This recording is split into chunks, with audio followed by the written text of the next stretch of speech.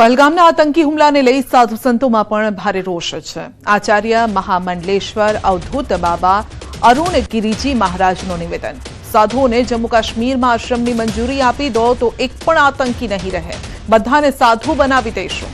महंत महामंडलेश्वर ऋषि भारती बापुए निवेदन आपता कह્યું છે, જાતિવાદના નામે કાશ્મીરની શાંતિ ભંગ કરનારાઓને બક્ષવા ન જોઈએ, આતંકવાદીઓની નાપાક હરકતોને જડબાતોડ જવાબ આપવો જોઈએ। हमारे नागा सन्यासी जो है इस राष्ट्र की रक्षा करने के लिए इतना तत्पर है। अगर भारत सरकार सिर्फ 13 अखाड़ों को, नागा सन्यासियों को और 13 अखाड़ों को सिर्फ जम्मू कश्मीर में आश्रम बनाने के लिए जगह दे दिया जाए तो एक भी उग्रवादी नहीं रहेगा, हम सबको साधु बना देंगे या सालों को नागा बना देंगे।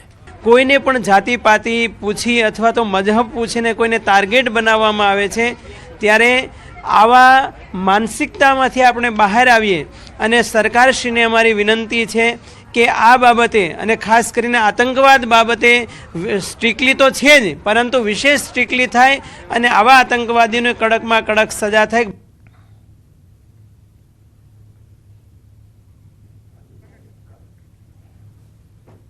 તો સેનાનું સર્ચ ઓપરેશન ચાલી રહ્યું છે અને સાધુ સંતોમાં પણ આક્રોશ છે। સાધુ સંતોનું કહેવું છે કે જમ્મુ કાશ્મીરમાં આશ્રમ બનાવવાની જગ્યા આપી દો। તો જમ્મુ કાશ્મીરના પહલગામમાં થયેલા આતંકી હુમલામાં 27થી વધુ લોકોના મોત થયા અને જેમાં 3 ગુજરાતીઓ પણ હતા। આ ઘટના બાદ જમ્મુ કાશ્મીર ફરવા ગયેલા લોકોમાં ડરનો માહોલ છે।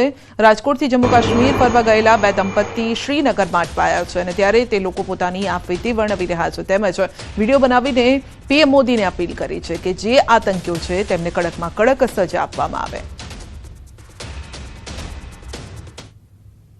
અમે લોકો અત્યારે શ્રીનગર રોકાયેલા છીએ। અમે લોકો અહીંયા ફસાઈ ગયા છીએ, કેમ કે કેવી રીતે કે અમે લોકો અહીંયાથી ક્યાંય નીકળી નથી શકતા, અહીંયાથી બહાર જવાનું નથી, બધા રસ્તા બંધ છે।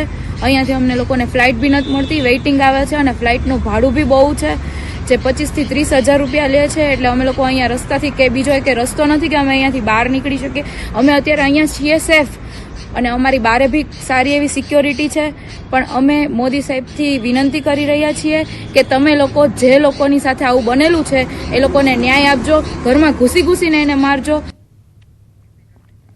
जम्मू काश्मीर में आतंकी हुमला बाद मृतकों ने ठेर ठेर श्रद्धांजलि कार्यक्रम योजाई रहा है। अमदावादना मणिनगरना मणिकर्णेश्वर महादेव मंदिर में पण श्रद्धांजलि और प्रार्थना कार्यक्रम योजायो।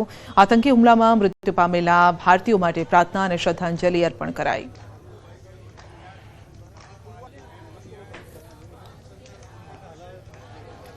तो देशभर में एक तरफ आक्रोशनी आग पण छे आतंकीओ सामे ने बीजी तरफ जे स्वजनोए पोताना व्यक्तिने गुमाव्या छे, परिवारोए जे पोताना स्वजनोने गुमाव्या छे तेमना प्रत्ये दुख पण व्यक्त करवामां आवी रह्युं छे। अमदावादमां प्रार्थना सभा पण योजाई।